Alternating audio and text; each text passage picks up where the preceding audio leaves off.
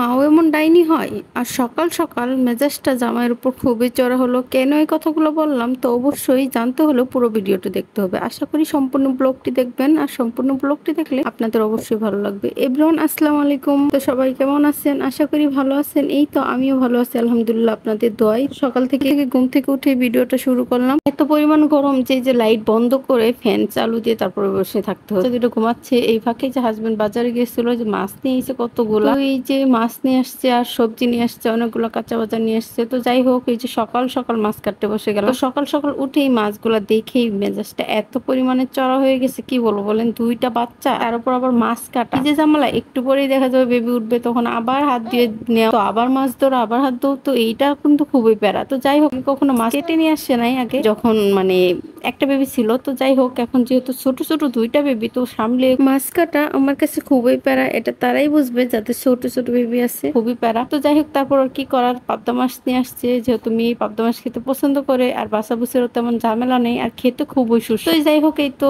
একটু বগর বগর করে তার কাটতে বসে বললাম, কি আর করার, যেহেতু নিয়ে আইছে। আর ছোট মাছ যেহেতু ওগুলো কেটে দেয় না নাকি। তবে যাই বলি না কেন, পাবদা মাছগুলো কাটতে কিন্তু আমার বেশ ভালো লেগেছে। আগে আমি কখনোই পাবদা মাছ কাটি নাই, কিন্তু আজকে কেটে ভালোই লাগলো। তো যাই হোক, এই তো মাছগুলোকে ভালোভাবে কেটে এই যে তেল ধুয়ে নিচ্ছি, বোটটাকেও ভালোভাবে ক্লিন করে নিলাম। তো এই যে মাছগুলোকে ভালোভাবে ধুচ্ছি। যারা বলে যে মাছ যত ধুবে তত ময়লা বের হবে, আজকে ভিডিওটি তাদের জন্য। তো ভিডিওটি অবশ্যই দেখবেন। মাছ ধোয়ার পর ময়লা আজ থাকে কিন্তু। তো যাই হোক, যারা ভিডিওটি দেখতে দেখতে এই পর্যন্ত আসছেন, আজকে তাদের সাথে শেয়ার করি কেন বললাম মাও ডাইনি। আমার পাশের বাসার ভাবির একটা ছোট্ট মেয়ে আছে। তো ওই ছোট মেয়ে থাকা অবস্থায় উনি আবার প্রেগনেন্ট হয়, মানে মেয়েটা 3 বছর বয়স। তো যাই হোক, তারপরে বাচ্চাটা হওয়ার পরে এই মেয়েটাকে তো আর দেখতে পারে না, তো পারেই না, একদমই দেখতে পারে না। তো ওনার মার কাছে কিছুদিন রেখে আসলো। তো মা যেহেতু বৃদ্ধ মানুষ, থাকতে পারে নাই, তারপর উনি তার বোনের কাছে দিয়ে আসলো। তো নিজের বোন না, পাতানো বোন আছে না একটা, তো যেরকম টাইপের বোন আর কি। তো যাই হোক, ওই বোনের কাছে তো তো ওই ভাবিটাকে আমি কয়েকদিন বলছি যে, ভাবি আপনার তো মেয়ে, ওটাও তো আপনার পেটের মেয়ে, তো আপনি ওকে দেখতে পারেন না কেন,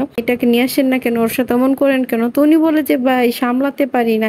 আরে ভাই, আমাদেরও তো দুইটা বাচ্চা, ছোট ছোট বাচ্চা, তাও তো আমরা তো সামলাচ্ছি, আমাদের তো বোরিং হয় না। তো যাই হোক, তারপরে মেয়েটা আরেকদিন বেড়াতে নিয়ে আসলো, ওর সাথে এত পরিমাণে খারাপ ব্যবহার করলো, কি বলবো বলেন। এক প্রকারে দূর দূর করে তাড়িয়ে দিয়েছে বলা যায়। তাই ভিডিওটি শেয়ার না করে পারলাম না। তো যাই হোক, এই তো আমার কথাই বলি না কেন, আমার আম্মু একদিন মজার ছলে কথাটা বলছিল আর কি, যে তোর বড় মেয়েটা, মানে আমার বড় মেয়ের কথা বলছিল যে ওকে রেখে যা।